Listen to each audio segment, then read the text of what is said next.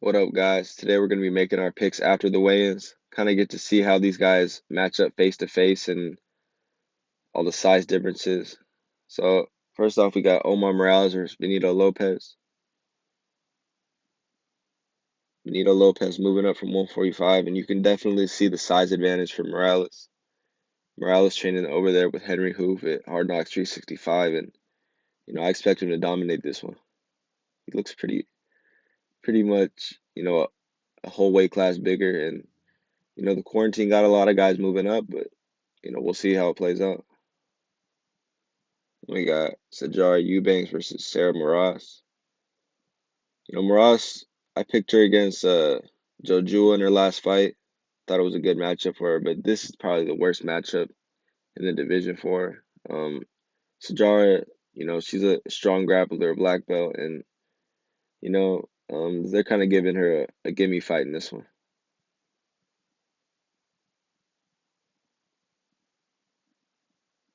Then we got Michael Johnson versus Thiago Moises, 155.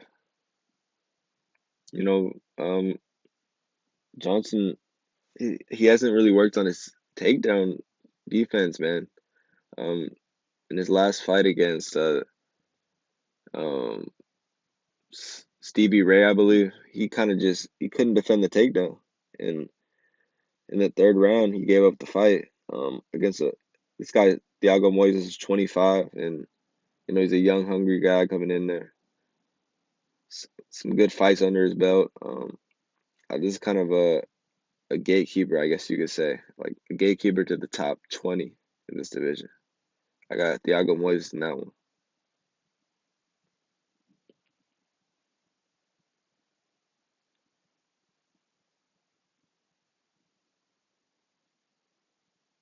Then we got Andrei Arlovski versus Philipe Lynn.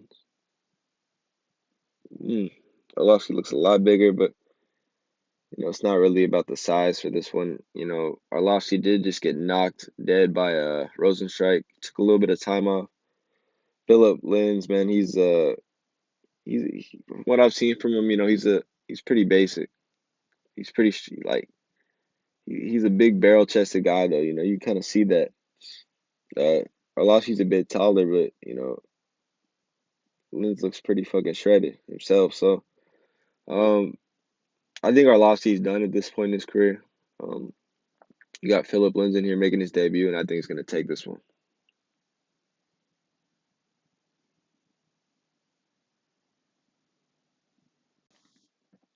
Then we got Karl Roberson versus Marvin Vettori. Vettori's talking a little bit of shit here because Roberson missed weight. Um, I know these guys are relatively the same size, and I think people are overrating Vettori a bit. He fought Andrew Sanchez in his last fight, and he didn't look that good, man. Sanchez was working the body, and Sanchez was piecing him up in like the second and third round a bit. So, I think people are overrating Vettori a bit. I think this fight's going to be a great fight. I think, each guy's is going to have their moments, but I think um, Karl Robertson is going to come out on top, just with his southpaw stance, his striking, his slick grappling. I think he's going to surprise Vettori in there. So I think I got Karl Robertson in that one. And we got Ricky Simone versus Ray Borg. Ray Borg, he missed weight in his last few fights. Now he's coming up to bantamweight, and yep, you could tell the size difference, man. Like Ricky Simone is a lot bigger. Uh, all all Ray Borg tries to do is he's wrestle, man. He doesn't try to strike at all. He tries to close the distance, get a hold of you, and just slam you on your head. So Ricky Simone, he's a much bigger man, and Ray Borg doesn't really have a striking threat. So I got Ricky Simone all day in this one. Styles make fights, and when a guy's moving up from flyweight, it just makes it a little bit easier. Then we got Alexander Hernandez versus Drew Dober. Dober coming in here very confident, big smile, and Hernandez did just get finished by Cerrone, and then he got a close one over Ronaldo. Dober coming off a nice finish over Nasrat Haqparast, and I think Dober's gonna put the hands on this man. I mean, he has that nice Muay Thai style and very sharp striking. Hernandez seems to, he hasn't really been using his wrestling as of late. Um, this is a very bad matchup for him at this point in his career, so I got Drew Dober all day in this one. Then we got Ben Rothwell versus Ovince St. Preux. Ovince St. Preux moving up from light heavyweight. Um, you know, I never really rated Ovince St. Preux striking, man. I mean, he's always just been like a guy, he gets on top of you, he'll probably submit you, or he'll kind of ride out the round.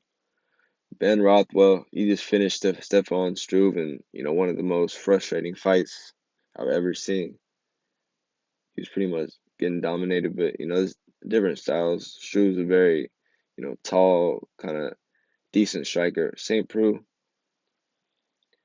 coming in here, I don't really see him finishing Rothwell at all. He got that chin, but, I think Rothwell's just kind of put a lot of strikes on him. Prue might try to take him down, but it's going to be hard, man. This is a big man. Um, St. Preux giving up a lot of size in this one. I got Ben Rothwell in this one. Then we got Anthony Smith versus Glover Teixeira. Glover's old, man, but he's still a threat in this division. Anthony Smith, he's a big guy, and he was a big middleweight. Light heavyweight, he's kind of just average size. You know, Glover's thing has always just been, kind of grind you out, take you down, and submit you. He's worked on his striking over the years, but it's definitely not his strongest attribute. Anthony Smith, this guy's pretty good striking, man. Good on the ground, and in this one, I think he's gonna kind of just try to keep it on the feet, try to outpoint Teixeira. Teixeira's not fast, he's relatively slow in this matchup, and I think Anthony Smith's gonna use the leg kicks, use the body kicks, use the jab, kind of just keep Teixeira at the end of his punches and win a decision. It could go 5 rounds, but Glover is old. Anthony Smith is a lot younger, so as it gets later, man, I could see Anthony Smith putting a pace on him and just getting him out of there in those later rounds. And that's it for this card. I'll be getting my picks out for Alistair Overeem versus Walt Harris by Thursday, I'd say. And it's good to have fights back. That's all I can say. Spot on picks. Until next time.